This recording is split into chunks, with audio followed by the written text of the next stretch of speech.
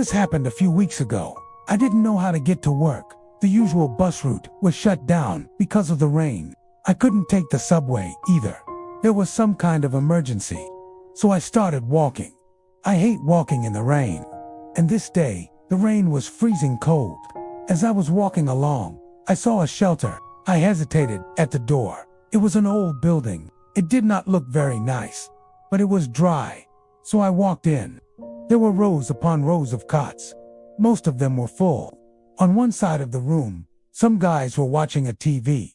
On the other side, a group of people were praying.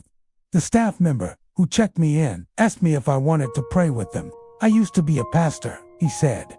I just got kicked out. My wife doesn't want me anymore. She says I smell bad and I'm useless.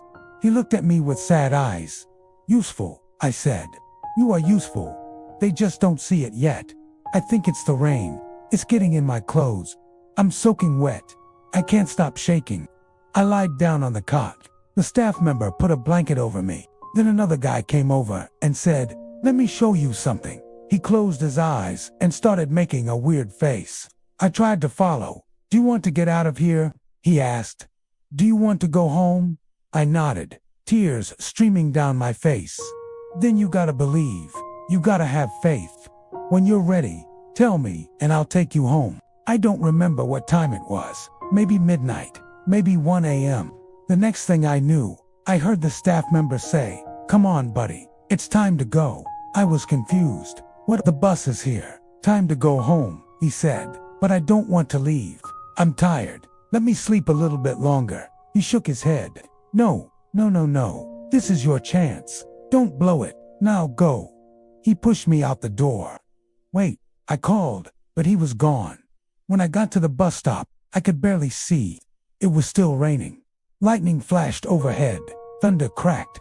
I looked up and screamed, "Where did he go? Where did he go?" The bus driver leaned out the window. "Get on the bus, son. It'll take you where you need to go." I climbed on and sat down.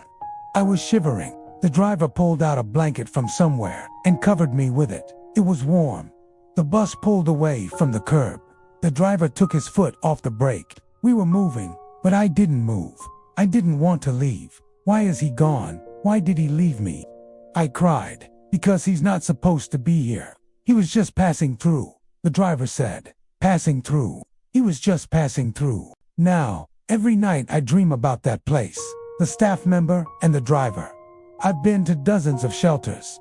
None of them want to help. They just want to give me a band-aid, so I'll go away. I've never met anyone who actually cared. Until last night. Until I met Jesus. Until I found hope.